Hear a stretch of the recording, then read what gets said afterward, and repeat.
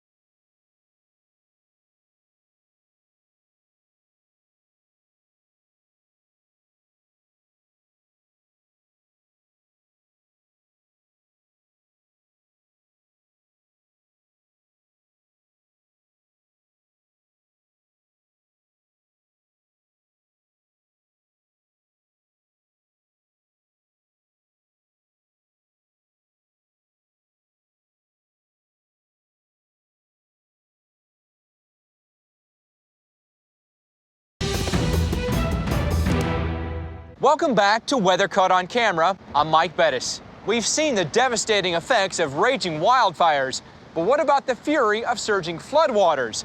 In 2007, another couple falls victim to the unpredictable, and this time, the riveting drama unfolds live on TV. August 19th, the remnants of Tropical Storm Erin dumped up to an overwhelming 11 inches of rain across parts of central Oklahoma. Already the wettest year for the region on record, the flooding is unprecedented. We got called out to go and look for vehicles that may have been washed off the road. A lieutenant with the Oklahoma Highway Patrol, helicopter pilot Brian Sturgill, flies above the floodwaters and discovers a precarious scene.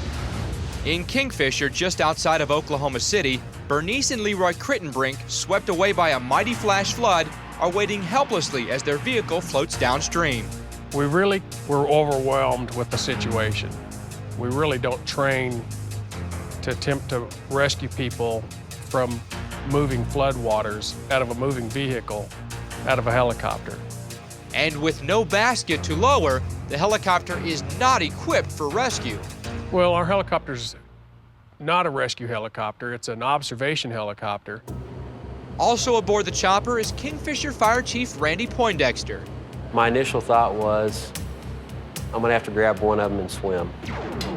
And there's one of me and two of them. And I couldn't make it with two of them. This is Jim Gardner reporting live again from Chopper 4 over the town of Kingfisher. Local TV station KFOR is on the scene as Lieutenant Sturgill and Chief Poindexter throw the stranded couple life preservers. That was probably my first feeling of security, to have a life preserver, because neither one of us swim. Sturgill and Poindexter briefly leave the scene to secure a rescue cage, but almost immediately receive an urgent call. Oh my gosh, the truck just sunk. For Bernice and Leroy, time is quickly running out. It happened so fast, we had to react. We didn't have time to think about it. Man, just live on TV, the pickup just came off the bank and just disappeared here. It's one of those gut-wrenching moments where you have to look at something. You either decide that you're gonna watch them wash away or you're gonna act. We're in a real serious situation here. They do have life vests on. Sturgill's chopper is already at weight capacity, so Poindexter will have to rescue the Crittenbrinks from outside the aircraft, one at a time. The plan was for Randy to grab the female and we'd attempt to drag her to safety. The team must move fast. Bernice and Leroy are floating dangerously close to a nearby creek where a rescue will not be possible. There were too many trees and too much debris sticking up. We couldn't have gotten our aircraft down on top of the water to effect the rescue, and they would have certainly perished. With Poindexter perilously perched on the helicopter skid, Sturgill skillfully lowers the chopper so that Poindexter can reach Bernice. Bernice reluctantly lets go of the submerged truck. She clings to her rescuer and the slippery skid. One of the hardest things for me to do is to turn loose of that toolbox and reach for Randy's hand, because that was my last piece of security, feeling that there was some control. I remember telling Bernice, I said, trust me, hold on. But just when her ordeal looks to be ending, things get even worse for Bernice. That was all the strength that I had, was to hang on. Of course, being wet and everything, I slipped. Bernice plunges into the muddy water. Oh, she just fell in the water. Okay. Didn't have time to think about it. You just go down and you shoot back right up with that life preserver on. She didn't move. It scared me. Sturgill rapidly maneuvers for a second, even riskier rescue attempt. Brian, not seeing how far down his helicopter skid was into the water on the blind side, put his skids underneath the water so that I could pull Bernice's legs over the skid. I said, whatever you do, don't let go. Looks like he's got her setting up now, which is a whole lot better there. There we go.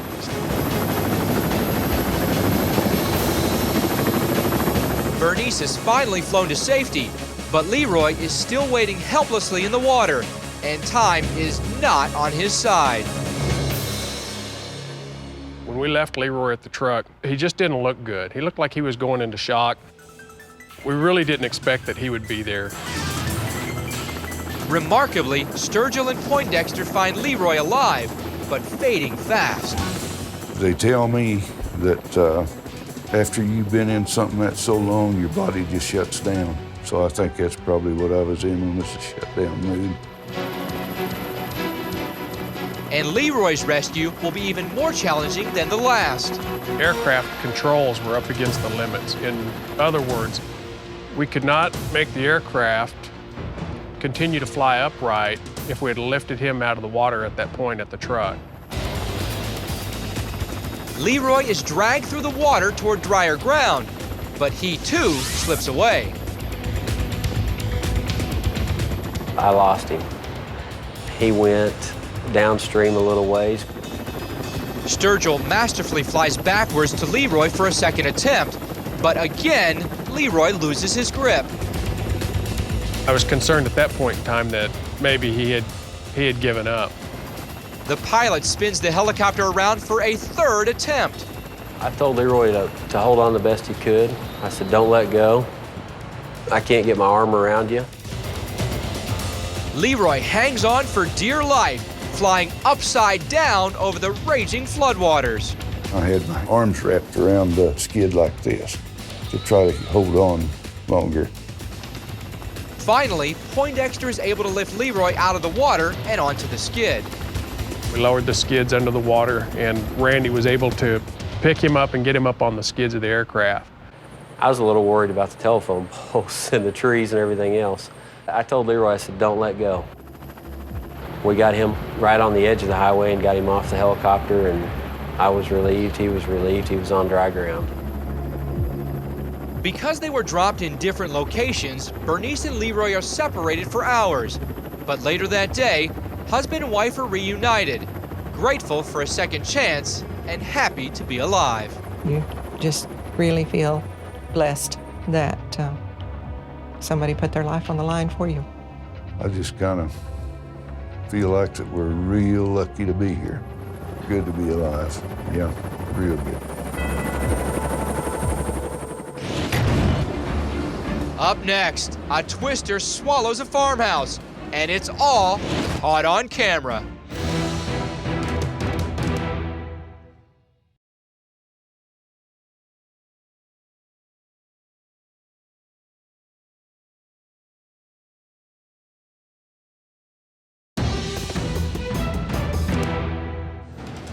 Ever wonder what it looks like when a massive tornado decimates a building? This surveillance video shows what cameras have rarely captured. Parkersburg in northeastern Iowa. On May 25, 2008, Jolene Crucy and her husband are enjoying a sensational spring day. The weather that day was beautiful. We had been out golfing, the sun was shining. But on their way home, forecasters suddenly warn of strong storms developing and tornadic activity in the area. Within minutes, Parkersburg is in the direct path of a huge EF5 tornado, packing winds of up to 205 miles per hour. Sirens started going, and we decided at that time we needed to take shelter fast. Just 2 blocks away stands the Midwest 1 Bank, where Jolene has worked for more than 20 years. We had just moved over from a different location on the highway, so we were just starting to get comfortable with everything. As Jolene seeks shelter down the street, bank surveillance cameras record the approaching storm. The tornado sounded like a roar. You hear glass shattering. I was very scared. With cameras rolling, the catastrophic twister heads straight for the Midwest 1 Bank. The storm hits on a Sunday, so no one is inside. Within seconds, strong gusts blast out the doors and windows. As the funnel descends, the roof and walls violently crash down. 3 different cameras inside the bank capture the mass destruction. Incredibly, the ATM surveillance camera outside the bank films a neighboring house at the moment of impact. Luckily, no one is living in the home at the time.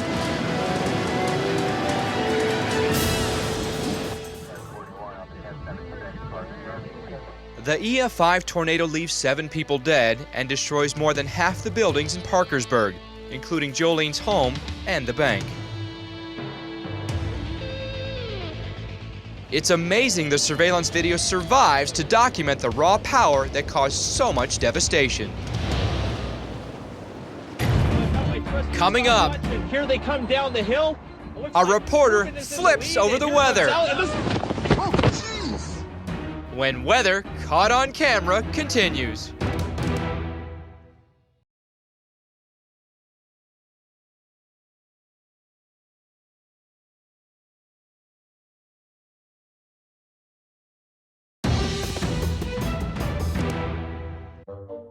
Time now for a clip with a flip. Toronto, Canada. Out on the beat in a large public park, Global News correspondent Rob Leth begins his snowfall update with a sled race. All right, so I've got my trusty stopwatch, and here they come down the hill. It looks like Ruben is in the lead, and here comes Al. And this... That was a bad idea. Let's see that one again. And here comes Al. And this... He may be down, but he's not out. At Riverside Park, Rob Leth, Global News. After catching his breath, he's off to what's hopefully less acrobatic reporting. If you have a video you'd like to send us, log on to our website at weather.com/caught-on-camera. That's all for this edition of Weather Caught on Camera. I'm Mike Bettis.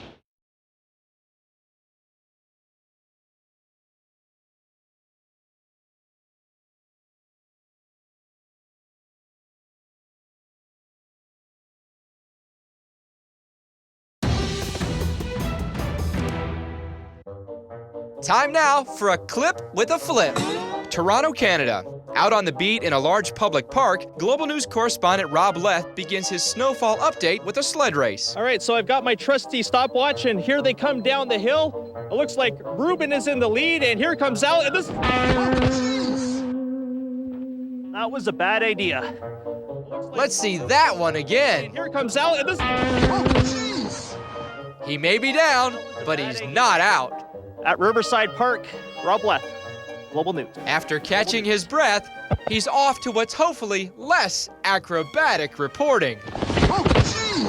If you have a video you'd like to send us, log on to our website at weather.com/caught-on-camera. That's all for this edition of Weather Caught on Camera. I'm Mike Bettis.